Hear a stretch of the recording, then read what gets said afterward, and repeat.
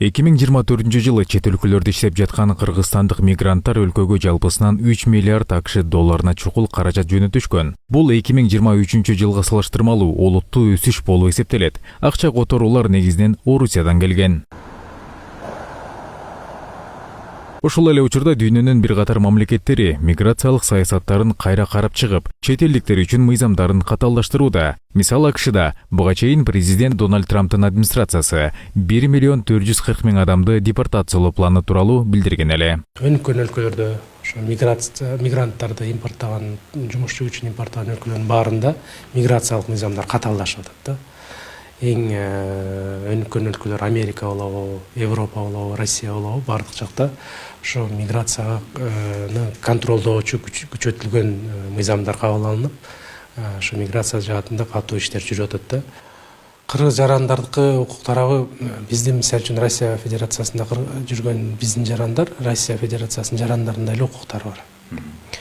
Анан эгер укуктар кандайдыр бир себептер менен бузулса, эң оголу бул укук коргоо органдарына кайрылуу керек. Укук коргоо органдары өзлөрүнүн жарандарына кандай мамиле кылып, өзүнүн баягы арыздарын кабыл алып, караштырып, териштире турган болсо, чет элдиктерге да ошондой кабыл алып, алардын укуктарын кароого милдеттүү да. Белгилей кетсек, 2025 жылдан тарта Орусияда күчүнө кирген жаңы миграциялык мыйзамдар миңдеген кыргызстандык мигранттардын жашоосуна түздөн-түз таасир тийгизүүдө. Кыргызстандын Тышкы иштер министрлиги бул багытта өз жарандарынын укуктарын коргоо жана алардын иш шарттарын жакшыртуу үчүн активдүү иш жүргүзүп келет. Алмазбек Байбосовдун айтымында, мигранттар мыйзамдарды так сактоо менен өз укуктарын коргоо мүмкүнчүлүгү жогору. Эң оголу укугу бузулган жаран укугун бузулгандыгын өзү билиш керек да. Ал үчүн өзү биринчи ошо бара жаткан чет өлкөдө баары бир чет өлкөнүн мыйзамдарын билип алса, кайсы жерде иштерин, кандай айлык маянасы кандай болот, кандай жагдайларда иштерин, кайсы жерге жашаарын билип алса, мыйзамдарды билип алса жакшы болот. Анан эгер ага карабай эле баардык жагы туура болуп мыйзамдар бузулуп атса, албетте биздин чет элдик мекемелер, консулдарыбыз, дипломаттарыбыз кийлигишет.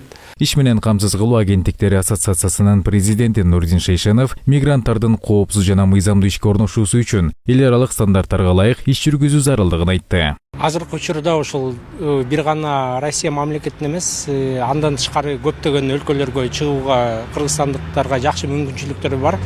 Европанын көбүнчө өлкөлөрү, Япония, Перс булуңунун мамлекеттери чындыгында алардын ошол закондору өтө татаал болчу, чыкканга мүмкүнчүлүк жок болчу. Азыр болсо алар дагы ошол жумушчу жетишпегендиктен закондорун лаялдаштырып, ошол кыргыз жарандарына да жакшы мүмкүнчүлүктөрү түзүлүп эле жатат. Кыргызстандын Тышкы иштер министрлиги мигранттарды мыйзамдарды так аткарууга, документтерин өз убагында жаңыртууга жана өз укуктарын билүүгө тынымсыз үндөп келет. Эрежелерди сактоо аркылуу гана чет өлкөлөрдө коопсуз жана туруктуу жашоо мүмкүн экенин адистер белгилешет. Амантур Төрөбаев, Жумабек Ногоев, 7 канал.